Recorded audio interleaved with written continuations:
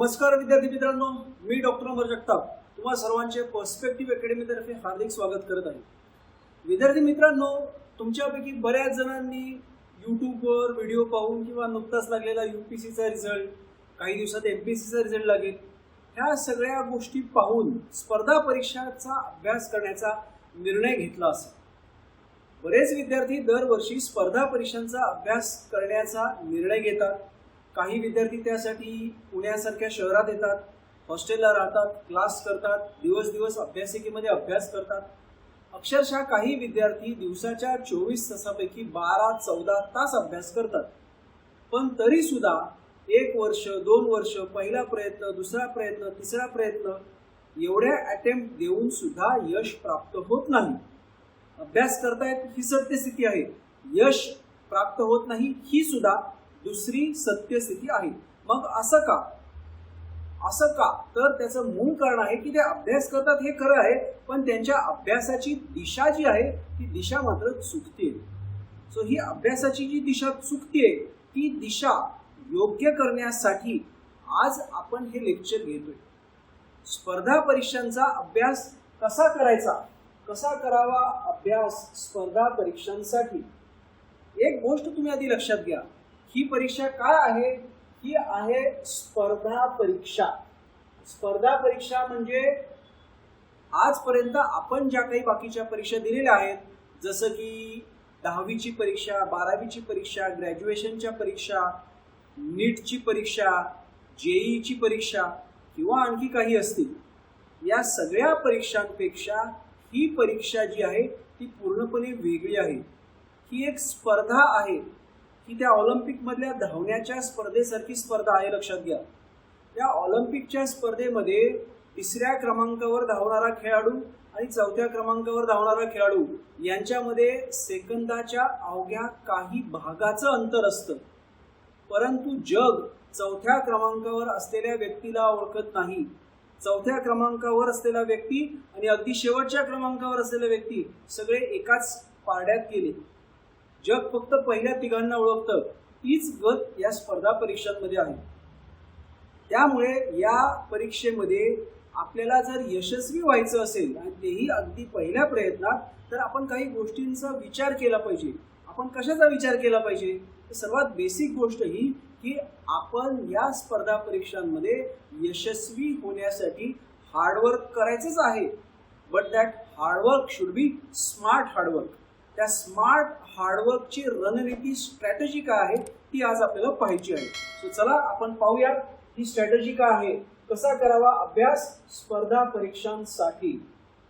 आता एक गोष्ट तुम्ही नीट लक्षात घ्या, ज्या वेळेस आपण स्पर्धा परीक्षांचा अभ्यास करायला सुरुवात करतो त्यावेळेस सर्वात पहिली पायरी, यशाकडे जाण्याच्या राजमार्गावरील सर्वात पहिली पायरी आहे त्या परीक्षेचा अभ्यासक्रम।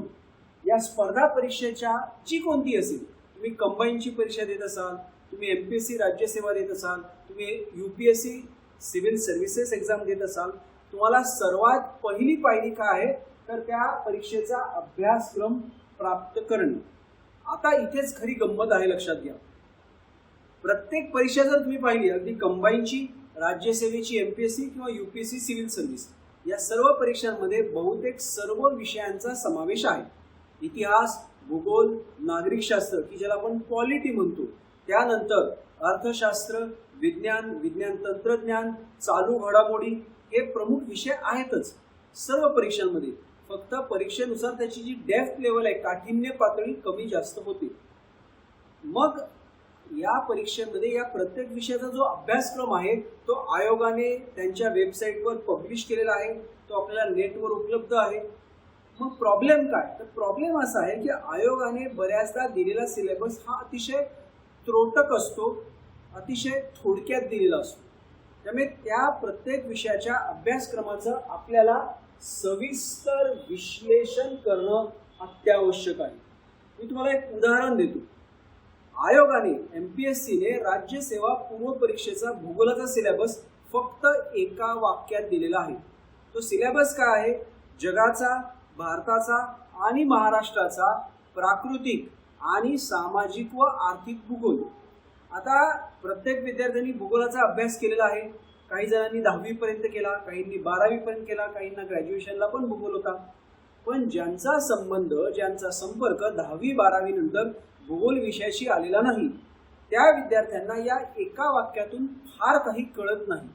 आणि हाच खरा प्रॉब्लेम आहे. एक बेसिक गोष्ट लक्षात घ्या, आपल्याला ज्या गावाला जायचं त्या गावाला कोणत्या रस्त्याने जायचं, कोणती एसटी, कोणती ट्रेन पकडायची, किती वाजता जायचं, ही माहिती जशी आपण आधी करतो, तसंच परीक्षेचा अभ्यासाला सुरुवात करण्याआधी त्या परीक्षेचा अभ्यासक्रम आपल्याला माहिती पाहिजे. नुसताच अभ्यासक्रम माहिती पाहिजे असं नव्हे, तर तो अभ्यासक्रम आपल्याला सविस्तर माहिती असला पाहिजे. इथे त्यात आपण एक शब्द टाकलाय, विश्लेषण. त्या अभ्यासक्रमाचं सविस्तर विश्लेषण आपल्याला करता आलं पाहिजे. म्हणजे लिटरली त्या अभ्यासक्रमाचं पोस्टमॉर्टम आपल्याला सविस्तर चिरफाड करता आली पाहिजे, की जेणेकरून त्या अभ्यासक्रमामध्ये आपल्याला प्रत्येक घटक, त्या घटकातील उपघटकांची यादी करता आली पाहिजे. सो विद्यार्थी मित्रांनो, ही पायरी सर्वात महत्वाची पायरी आहे, की प्रत्येक विषयाचा जो सिलेबस आहे, डिटेल सिलेबस, तो आपल्याला माहिती पाहिजे. हा डिटेल सिलेबस जर आपल्याकडे असेल तर आपल्याला आता चित्र क्लिअर झालं, की मला या विषयातील हे 8 घटक आहेत. फॉर एक्झाम्पल, त्या प्रत्येक घटकामध्ये हे एवढे सब टॉपिक्स आहेत, जेणेकरून आपल्यासमोर आता एक सविस्तर यादी असते कशाचा अभ्यास करायचा आहे त्याची. आपण पर्स्पेक्टिव्ह अकॅडमीमध्ये कोणतीही बॅच सुरू करण्यापूर्वी विद्यार्थ्यांना त्या विषयाचा सविस्तर विश्लेषण केलेला अभ्यासक्रम प्रोव्हाइड करतो. आता मुद्दा असा आहे की हा अभ्यासक्रम किंवा या अभ्यासक्रमाचं विश्लेषण रेडीमेड विद्यार्थ्यांनी प्राप्त करावं की स्वतः करावं. तर मुद्दा लक्षात घ्या, समजा एखादा इंजिनिअरिंगचा विद्यार्थी आहे, त्याचा इकॉनॉमिक्स, जिओग्राफी, हिस्ट्रीशी संपर्कच नाहीये, तर त्याला हे असं विश्लेषण करणं अवघड जातं. नुसतंच अवघड जात नाही, ती वेळखाऊ प्रक्रिया होते, प्लस त्यातून बरेचसे मुद्दे सुटू शकतात. तो ज्यावेळेस त्या अभ्यासक्रमाचं सविस्तर विश्लेषण करतोय त्यावेळेस त्याच्या नजरेतून बरेचसे मुद्दे सुटू शकतात. त्यामुळे हे विश्लेषण तज्ज्ञ शिक्षकांनी जर विद्यार्थ्यांना दिलं तर त्यांना त्यांचा वेळ वाचू शकतो आणि त्यांना सर्व बारीक सारीक घटक एकाच पानावर व्यवस्थित प्रॉपर सिक्वेन्समध्ये मिळतात. त्यामुळे प्रत्येक विद्यार्थ्याने तज्ज्ञ शिक्षकांकडून त्या अभ्यासक्रमाचं सविस्तर विश्लेषण प्राप्त करून घ्यावं आणि मगच अभ्यासाला लावावं. सो आपली पहिली पायरी असणार आहे, हा जो अभ्यासक्रम आहे तो अभ्यासक्रम माहिती करून घ्या, त्याचं सविस्तर विश्लेषण करा, त्या अभ्यासक्रमाच्या प्रत्येक घटक उपघटकांची व्यवस्थित यादी करा. इथे शेवटची गोष्ट लक्षात घ्या, की जरी तज्ज्ञ शिक्षकाने तुम्हाला सर्व घटक उपघटकांची यादी प्रोव्हाइड केली, सॉफ्ट कॉपी असेल, हार्ड कॉपी असेल, तरी सुद्धा तुम्ही काय करायचंय, तेच तुम्ही स्वतःच्या हाताने वहीमध्ये लिहून काढायचे. कारण ज्यावेळेस आपण ते टॉपिक लिहून काढतो त्यावेळेस ते लक्षात ठेवायला आणखी सोपं जातं. त्यामुळे प्रत्येक विद्यार्थ्यांनी प्रत्येक विषयाचा सविस्तर अभ्यासक्रम लिहून काढायचा. जिथे तुम्ही अभ्यासाला बसताय तिथे भिंतीवर, बोर्डवर तो अभ्यासक्रम स्व हाताने लिहिलेला स्वहस्ताक्षरातील अभ्यासक्रम चिटकून ठेवा आणि तो दररोज वाचायचा. स्पर्धा परीक्षेच्या अभ्यासाला सुरुवात केल्यापासून 1 महिन्याच्या आत आपल्याला सगळा सविस्तर विश्लेषण केलेला अभ्यासक्रम तोंड पाठ झाला पाहिजे, मुखोद्गत झाला पाहिजे. अगदी भर रात्री, मध्यरात्री जरी एखाद्या विद्यार्थ्याला विचारलं की सांग हवामानशास्त्रामध्ये टॉपिक्स कोणते आहेत, तर त्याला ते सगळेच्या सगळे टॉपिक्स प्रॉपर सिक्वेन्समध्ये सांगता आले पाहिजे. सो ही झाली आपली पहिली पायरी, की आपल्याला कशाचा अभ्यास करायचा आहे ते चित्र आता आपल्या डोळ्यासमोर क्लिअर आहे. आता पुढे जाऊयात आपण. आता आहे दुसरी पायरी. आपण लढाई कुठे करायची, कशी करायची हे माहिती करून घेतलं. आता त्या लढाईसाठी आपल्याला आयुध, वेपन्स पाहिजेत. आपले वेपन्स म्हणजे आपलं अभ्यास साहित्य. हे अभ्यास साहित्य जे आहे ना ते 2 प्रकारचं असतं. एक अगदी प्रायमरी, अगदी बेसिक स्वरूपाचं, ते म्हणजे हे, आणि दुसरं सखोल ज्ञान देणारं. प्रायमरी लेवलला आपल्याला काय अभ्यासावं लागतंय, तर मूलभूत अभ्यास साहित्य. काय तर स्टेट बोर्डाची पुस्तकं आणि NCERTची पुस्तकं. आता बऱ्याच विद्यार्थ्यांना हे माहिती नसेल त्यांच्यासाठी सांगतोय. महाराष्ट्र राज्यामध्ये महाराष्ट्र राज्य पाठ्यपुस्तक महामंडळ हे 1ली पासून ते 12वी पर्यंतच्या अभ्यासक्रमासाठी सिलेबस अभ्यासक्रम निश्चित करतं. त्या अभ्यासक्रमाकरता आवश्यक असणारी पाठ्यपुस्तकं, टेक्स्टबुकची निर्मिती करतं. सो ही टेक्स्टबुक म्हणजे स्टेट बोर्डाची पुस्तकं. NCERT काय आहे तर जसं महाराष्ट्र बोर्ड आहे तसंच केंद्रीय पातळीवर काम करणारं CBSE बोर्ड आहे, central board for secondary education. या CBSE बोर्डाकरता national council of educational research and training म्हणजेच NCERT ही संस्था अभ्यासक्रम निश्चित करते आणि त्या अभ्यासक्रमाकरताची पुस्तकं छापते. दोन्हीत फरक काय आहे तर हे आपल्याला मराठी इंग्लिशमध्ये उपलब्ध आहे, हे मराठीत उपलब्ध नाही, हे हिंदी इंग्लिशमध्ये उपलब्ध आहे. दुसरा फरक काय तर स्टेट बोर्डापेक्षा NCERTचा अभ्यासक्रम हा जरा जास्त खोलात आहे, थोडासा अवघड आहे. त्यामुळे स्पर्धा परीक्षा देणाऱ्या प्रत्येक विद्यार्थ्याने विशेषतः UPSC सिव्हिल सर्व्हिसेसची तयारी करणारा विद्यार्थी आणि MPSC राज्य सेवा परीक्षेची तयारी करणारा विद्यार्थी या दोन्ही परीक्षांकरता तयारी करणाऱ्या विद्यार्थ्यांनी ही दोनही पुस्तकं स्टेट बोर्डाची कितवी पासूनची 5वी ते 12वी आणि NCERTची 6वी ते 12वी पर्यंतची पुस्तकं वाचावी. ही पुस्तकं कोणत्या विषयाची वाचावी तर जे प्रमुख विषय आहेत आपल्याला हिस्ट्री, जिओग्राफी, पॉलिटी म्हणजे मराठी भाषेतलं नागरिकशास्त्र, इंग्रजी भाषेतलं सिव्हिक्स, त्याचबरोबरने इकॉनॉमिक्स आणि सायन्स या 5 विषयांची 5वी ते 12वी स्टेट बोर्ड, 6वी ते 12वी NCERTची पुस्तकं वाचलीच पाहिजे.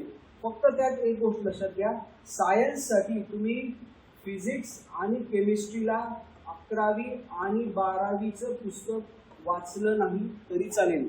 बायोलॉजीसाठी वाचलं पाहिजे 11वी आणि 12वी. आता असं म्हटलं जातं की कंबाईनच्या परीक्षेसाठी NCERTची पुस्तकं वाचण्याची आवश्यकता नाही, पण गेल्या महिन्यात जी परीक्षा झाली कंबाईनची पूर्वपरीक्षा, त्यामधल्या विज्ञानाच्या प्रश्नाची काठिण्य पातळी पाहता आता इथून पुढे भविष्यात कंबाईन परीक्षा देणाऱ्या विद्यार्थ्यांना सुद्धा NCERTची पुस्तकं वाचण्याशिवाय पर्याय नाही. सो विद्यार्थी मित्रांनो, आपण अभ्यासक्रम सगळा सविस्तर समजून घेतलेला आहे. आपण आता प्रायमरी रिडिंग सुरू केलेलं आहे. ते प्रायमरी रिडिंग कशाचं करायचंय, आधी स्टेट बोर्डाच्या पुस्तकाचं करा आणि मग NCERTच्या पुस्तकांचं प्रायमरी रिडिंग करा. क्लिअर. आता पुढे जाऊयात आपण. हे प्रायमरी रिडिंग मूलभूत अभ्यासक्रमाचं अभ्यास साहित्याचं झालं की मग आपण जातोय संदर्भ साहित्याकडे, रेफरन्स सोर्सेस. प्रत्येक विषयाकरता त्या विषयातील तज्ज्ञ व्यक्तींनी लिहिलेली रेफरन्स बुक्स आपल्याला बाजारात उपलब्ध असतात.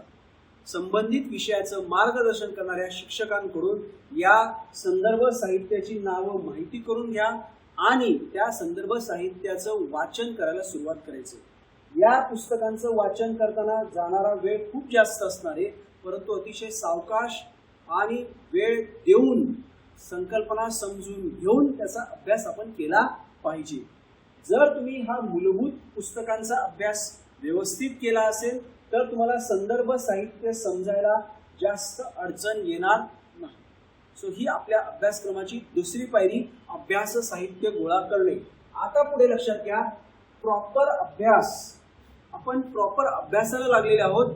अभ्यास म्हणजे नक्की काय तर आपल्या अभ्यासाचे 3 घटक आहेत. स्पर्धा परीक्षेचा अभ्यास करणाऱ्या प्रत्येक विद्यार्थ्यांनी हे लक्षात ठेवलं पाहिजे की आपल्या अभ्यासक्रमाचे किती घटक आहेत, 3 घटक आहेत. कोणते आहेत ते 3 घटक? सर्वात पहिला, सर्वात महत्वाचा संकल्पना, दुसरा महत्वाचा वस्तुनिष्ठ माहिती, तिसरा महत्वाचा चालू घडामोडी. स्पर्धा परीक्षेमध्ये मगाशी आपण पाहिलेलं आहे की history, geography, polity, eco science हे 5 विषय, त्या व्यतिरिक्त चालू घडामोडी आणि इथिक्स सारखा विषय. या सगळ्या विषयांचा अभ्यास करताना विद्यार्थ्यांनी डोक्यात हे आधी क्लिअर करून घ्या की मला ज्यावेळेस एखाद्या विषयाचा अभ्यास करायचा आहे तर त्या विषयामध्ये काय काय असणार आहे. त्या विषयात असणारे संकल्पना, त्या विषयात असणारे वस्तुनिष्ठ माहिती आणि त्या विषयात असू शकतील काय चालू घडामोडी. एक इतिहास विषय सोडला, हिस्ट्री विषय सोडला तर प्रत्येक विषयामध्ये चालू घडामोडी असणारच आहेत, रादर आहेत. इतिहासाचा संबंध हा भूतकाळातील घटनांशी आहे, त्यामुळे त्या भूतकाळातील घटनांशी रिलेव्हंट जर आज काही घडलं तरच चालू घडामोडीत ते चर्चेत येतं, अदरवाईज नाही. पण त्या व्यतिरिक्त भूगोल, ज्याला आपण जॉग्राफी म्हणतोय, पॉलिटी म्हणजे साध्या भाषेतलं नागरिकशास्त्र, इकॉनॉमिक्स अर्थशास्त्र, सायन्स विज्ञान, या चारही विषयांचा संबंध चालू घडामोडींशी येत असतो. त्यामुळे आपण अभ्यास करताना या 3 गोष्टींचा अभ्यास करायचा आहे हे लक्षात घ्या. हे लक्षात घेताना अजून एक गोष्ट समजून घ्या. जेव्हा तुम्ही यूपीएससीचा विचार करता त्यावेळेस यूपीएससीचा 70 ते 80% पेपर कुठला? पूर्व परीक्षा, प्रिलिम्स आणि मुख्य परीक्षा मेन्स हा कशावर आहे? तर हा चालू घडामोडींवर येतो. हे नीट लक्षात घ्या.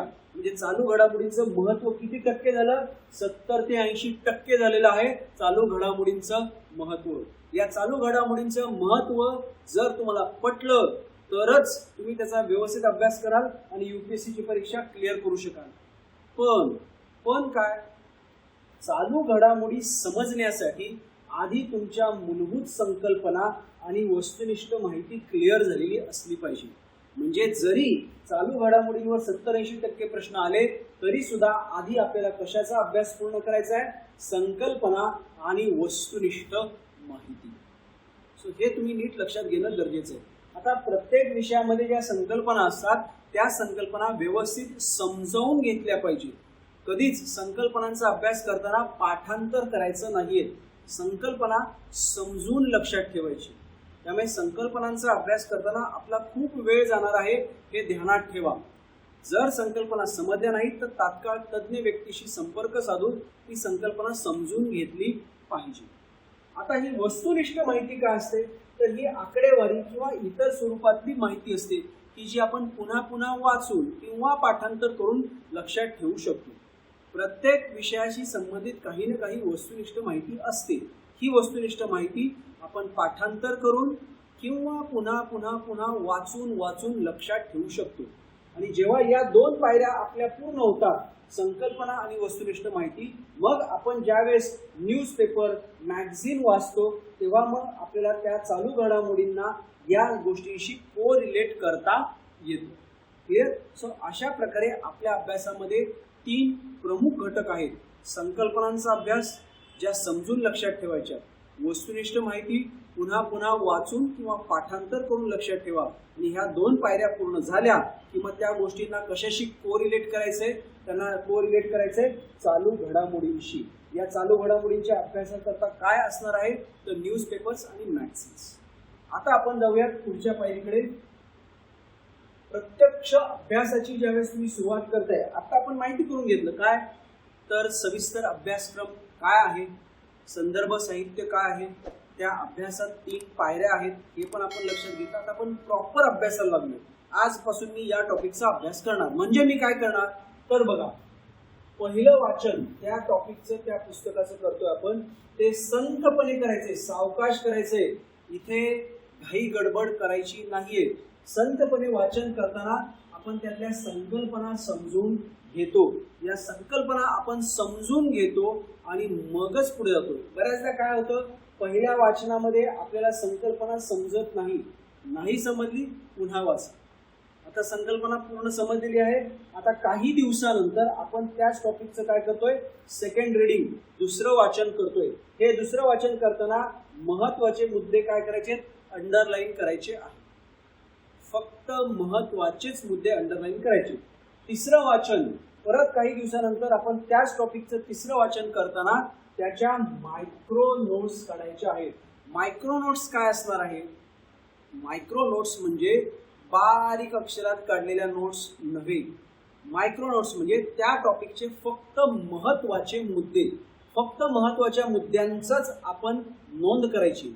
या मायक्रो नोट्स आपल्या अभ्यासात खूप महत्वाची भूमिका बजावणार आहेत. कसं? तर परीक्षेच्या आदल्या दिवशी, मुख्य परीक्षे विशेषतः, खूप मोठा अभ्यासक्रम, खूप मोठा सिलेबस जर आपल्याला रिवाईज करायचा असेल तर आपल्या हातामध्ये अगदी थोडक्यात माहिती, सगळी माहिती कव्हर करणारं मटेरियल पाहिजे. ते मटेरियल काय असणार आहे? ते मटेरियल असणार आहे आपल्या मायक्रो नोट्स. पण या मायक्रो नोट्स कधी काढू शकतो आपण? जेव्हा आपण वाचन करतोय, संकल्पना समजून घेतोय, त्यातले महत्वाचे मुद्दे अंडरलाईन करतो आणि मग यातले निवडक घटक आपण इथे मांडतोय मायक्रो नोट्सच्या स्वरूपामध्ये. हा आहे आपला प्रॉपर ऍक्च्युअल अभ्यास. आता पुढे जाऊयात आपण. आता केलेल्या अभ्यासाची उजळणी, ज्याला आपण रिव्हिजन असं म्हणतो. विद्यार्थी मित्रांनो, इथे एक गोष्ट लक्षात घ्या. दरवर्षी परीक्षा झाल्यानंतर, विशेषतः पूर्व परीक्षा झाल्यानंतर अनेक विद्यार्थी भेटतात, अनेक विद्यार्थी फोन करतात आणि त्यांच्यात एक कॉमन प्रॉब्लेम दिसून येतो. काय कॉमन प्रॉब्लेम आहे या सगळ्या विद्यार्थ्यांमध्ये? त्यांच्यामध्ये एक कॉमन प्रॉब्लेम असा आहे की हे विद्यार्थी काय करतायत, बहुपर्यायी MCQ स्वरूपाचे प्रश्न सोडवताना ते प्रश्न वाचतात, पर्याय वाचतात, त्यांना लगेच कळतं की A आणि B पर्याय चूक आहे, डेफिनेटली 100% चूक आहे. पण ते कन्फ्यूज होतात C आणि D पर्यायामध्ये. आता C पर्याय बरोबर की D पर्याय बरोबर यावर ते विचार करतात. काही मिनिट विचार केल्यानंतर ते उत्तर मार्क करतात D. पण परीक्षा देऊन आल्यावर तपासल्यावर त्यांना कळतं की उत्तर होतं C. आता ही परिस्थिती बऱ्याच विद्यार्थ्यांबाबत होते, विशेषतः प्रामाणिकपणे अभ्यास करणाऱ्या विद्यार्थ्यांबाबत हे होतच. का होतं? कारण नीट लक्षात घ्या. जेव्हा A आणि B 100% चुकीचं आहे असं त्यांनी निश्चित केलं, हा पहिला पुरावा, त्यांनी अभ्यास केलेला आहे. तो C आणि D मध्ये कन्फ्यूज झाला, हा दुसरा पुरावा की त्याने अभ्यास केलेला आहे पण त्याची काय कमी पडली, त्याची उजळणी कमी पडली. त्यामुळे तो कन्फ्यूज झाला C बरोबर की D बरोबर. आणि यामुळे त्यांनी स्वतःचं 2 प्रकारे नुकसान केलं. पहिलं नुकसान काय, त्यांनी C की D हा विचार करण्यात जास्त वेळ खर्च केला. ऑटोमॅटिक पुढचे प्रश्न सोडवण्यासाठी उपलब्ध असणारा वेळ कमी झाला, मग बऱ्याचदा पेपर पूर्ण होत नाही. पहिलं नुकसान. दुसरं नुकसान, CD करत करत D मार्क केलं, उत्तर C आलं. निगेटिव्ह मार्किंगमुळे कमावलेले मार्क गमावण्याची वेळ येते. हे जर का टाळायचं असेल तर प्रत्येक विद्यार्थ्याने प्रत्येक टॉपिकची प्रॉपर आणि अनेकदा रिव्हिजन केली पाहिजे, उजळणी केली पाहिजे. ही रिव्हिजन, ही उजळणी करण्यासाठी त्यांनी काय करायला पाहिजे ते नीट लक्षात घ्या. आपण जेव्हा उजळणी करतो त्यावेळेस आपण फक्त ही पायरी, ही जी दुसरी पायरी आहे ती अंमलात आणतो. पण मित्रांनो, एक लक्षात घ्या, रिव्हिजन ही सिस्टमॅटिकली झाली पाहिजे. कुठल्याही विषयाच्या, कुठल्याही टॉपिकची रिव्हिजन करताना पहिली पायरी काय असणार आहे, रिकलेक्शन. रिकलेक्शन म्हणजे इथे काय काय शिल्लक आहे ते आठवून बघायचे. समजा मी आज अभ्यास करतोय वातावरणाची रचना या टॉपिकचा, तर मी काय करतोय, मी आज त्या टॉपिकची रिव्हिजन करत असताना सर्वात पहिल्यांदा मी शांत बसणार आणि आठवून बघणार की वातावरणाची रचना यामध्ये मी काय वाचलं होतं, मला काय काय आठवते. इथे तुम्ही त्या प्रोसेसमध्ये मेंदूला थोडा ताण देता आणि त्या मेंदूमध्ये किती शिल्लक आहे ते शोधण्याचा प्रयत्न करता, ते चेक करण्याचा प्रयत्न करता. एक गोष्ट लक्षात घ्या, आपला मेंदू मेमरी कार्ड नाहीये. त्या मेमरी कार्डमध्ये 1 GB इन्फॉर्मेशन डेटा सेव्ह केला, तो 1 GBच राहणार आहे. आपल्या या मेमरी कार्डमध्ये 1 GB सेव्ह केला की आठवडाभरात तो अर्धा GB होईल किंवा सगळाच गायब होईल. हे प्रत्येक व्यक्तीनुसार बदलतं. त्यामुळे आपल्या या मेमरी कार्डला पुन्हा पुन्हा काय केलं पाहिजे, रिवाइज केलं पाहिजे. आणि हे रिवाइज करताना आपण आधी काय केलं पाहिजे, तर आठवून बघा काय काय आठवतंय. बऱ्याच गोष्टी आठवणार नाहीत सुरुवातीच्या रिव्हिजन मध्ये. अगदी पहिली रिव्हिजन देताना विद्यार्थ्यांना 30-40%च आठवतं, नो प्रॉब्लेम. ही पायरी झाली का लगेच काय करा, तुमच्या नोट्स, तुमची पुस्तकं जे काही आहेत त्यातून तो टॉपिक शांतपणे वाचा, संपूर्ण वाचा. संपूर्ण वाचताना आता फोकस करा, मला काय काय आठवलं नव्हतं, मला जे आठवलं नव्हतं ते व्यवस्थित वाचायचंय, जेणेकरून पुढच्या रिव्हिजनला मला ते आठवलं. प्रत्येक विद्यार्थ्याने रिव्हिजन करताना या 2 पायऱ्यांचा अवलंब केलाच पाहिजे. ही एक टेक्निकल मेथड आहे रिव्हिजनची आणि ही मेथड निश्चितपणे तुम्हाला त्या टॉपिकवर चांगली कमांड डेव्हलप करायला मदत करेल. सो विद्यार्थ्यांना लक्षात ठेवा, पहिली पायरी आठवणे, रिकलेक्शन. दुसरी पायरी रीडिंग, वाचन. अशा मल्टिपल रिव्हिजन्स द्यायच्या आहेत. दर ठराविक कालावधीनंतर रिव्हिजन देणं आवश्यक आहे. म्हणजे मी तर बऱ्याच विद्यार्थ्यांना सजेस्ट करतो की जेव्हा तुम्ही एका आठवड्याचं टाइम टेबल बनवता त्यावेळेस काय करायचं, अगदी सुरुवातीला अभ्यास सुरू केल्या केल्या 5 दिवस काय करायचंय, अभ्यास, स्टडी, आणि 2 दिवस काय करायचंय, रिव्हिजन. हे असं काही दिवस चालू ठेवा, 2 महिने, 2.5 महिने, 3 महिने. आता तुम्हाला जाणवेल की रिव्हिजनला 2 दिवस पुरे पडत नाही. मग काय करायचंय, 3 महिन्यानंतर स्टडी, 4 डेज रिव्हिजन 3 days. आता बघा, अभ्यास करावयाचा कालावधी कमी करताय तुम्ही, कारण अभ्यासाचं मटेरियल कमी होत चाललंय. अभ्यासून झालेलं मटेरियल वाढलंय म्हणजे रिव्हिजनला द्यावा लागणारा वेळ काय होणार, वाढत जाणार. परत चेंज करा. 2-4 महिन्यानंतर 3 दिवस अभ्यास, 4 दिवस रिव्हिजन. हे अशा स्वरूपाचं टाइम टेबल आपलं असलं पाहिजे. ते तुम्ही तुमच्या कन्व्हिनियन्सनी चेंज करू शकता, पण सांगण्याचा सुचवण्याचा मुद्दा एकच महत्वाचा की प्रत्येक विद्यार्थ्याने सखोल अभ्यास करावा आणि त्या अभ्यासाला पुन्हा पुन्हा रिव्हिजन देऊन परफेक्ट करावं. जेवढे तुम्ही रिव्हिजन देताल तेवढं तुम्हाला ते अभ्यास परफेक्ट होईल आणि मग परीक्षेमध्ये अचूक मुद्दा कमीत कमी वेळेत तुम्हाला मांडता येणार आहे. तुमचा वेळ वाचणार आहे, चूक होण्याची शक्यता टळणार आहे.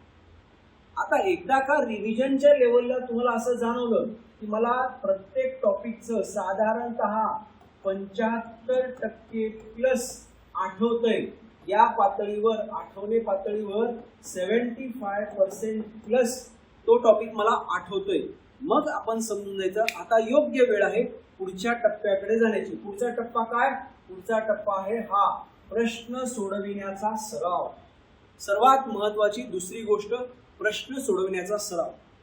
MCQ हे जे आपल्याला कशाला उपयुक्त आहेत, प्रिलिम्ससाठी, आणि लेखी उत्तर ही कशासाठी उपयुक्त असणार आहेत, मुख्य परीक्षेसाठी.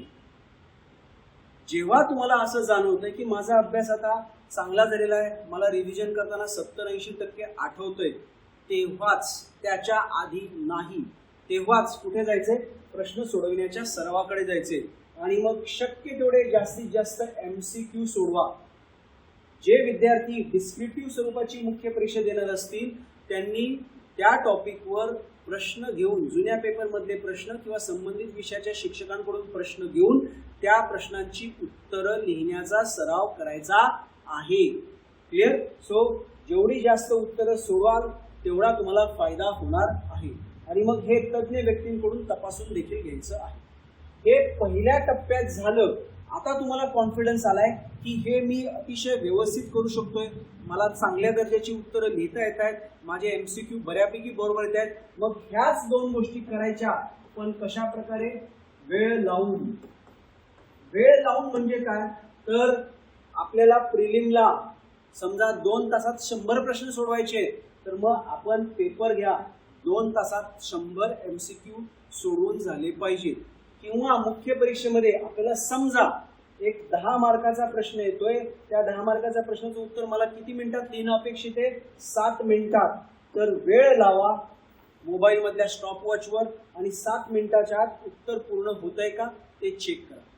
सो आधी फक्त वेळ लक्षात न घेता MCQ सोडवायचे, उत्तरं लिहायची. कधी? जेव्हा रिव्हिजनच्या टप्प्यावर 70-80% आठवायला लागतंय तेव्हा. एकदा का लिहिण्यावर, MCQ सोडवण्यावर कमांड आली का मग त्याच गोष्टी करायच्या आहेत वेळ लावून, जेणेकरून परीक्षेमध्ये आपल्याला त्या ठराविक वेळेमध्ये आपला पेपर पूर्ण करता येईल. सो अशा प्रकारे जर तुम्ही अभ्यास केला तर निश्चितपणे 1 ते 1.5 वर्षामध्ये मध्ये UPSC असो, MPSC असो, कुठल्याही परीक्षेकरता तुम्ही एक्सपर्ट तयार झालेले आहात. अगदी पहिल्या प्रयत्नात तुम्ही निश्चित चांगल्या रँकने यशस्वी होऊ शकाल. सो विद्यार्थी मित्रांनो, आजचं हे आपलं जे लेक्चर होतं ज्यामध्ये आपण स्पर्धा परीक्षांकरता अभ्यास कसा करायचा याचा एक टेक्निकल रिव्ह्यू घेतला. प्रत्येक गोष्ट करण्याची काहीतरी एक योग्य पद्धत असते. स्पर्धा परीक्षेचा अभ्यास करण्याची योग्य पद्धत काय ती आज आपण इथे पाहिली. ती समजून घ्या, लक्षात घ्या. त्याबद्दल जर तुम्हाला काही डाऊट असेल तर कमेंट बॉक्समध्ये निश्चित तो डाऊट विचारा. जर माझ्याशी थेट बोलायचं असेल तर नंबर त्या डिस्क्रिप्शन बॉक्समध्ये तुम्हाला उपलब्ध आहे, त्या नंबरवर मला कॉल करा. सो विद्यार्थी मित्रांनो, अभ्यास करा. मला माहिती आहे बहुतांश विद्यार्थी 99% विद्यार्थी प्रामाणिकपणे अभ्यास करणार आहेत, पण त्या मेहनतीची दिशा योग्य पाहिजे. ती मेहनत गधा मजदुरी होता कामा नये. ती मेहनत काय असली पाहिजे, स्मार्ट हार्डवर्क असली पाहिजे. सो विद्यार्थी मित्रांनो, या स्मार्ट हार्डवर्क करता काय स्ट्रॅटेजी आहे ते आज आपण इथे पाहिलं. ती स्ट्रॅटेजी राबवताना काही डाऊट आले, काही अडचणी आल्या तर कधीही मला फोन करा किंवा माझ्या ऑफिसमध्ये येऊन मला तुम्ही भेटू शकता. ओके. सो मित्रांनो, आज आपण इथे थांबूयात. Thank you and good bye.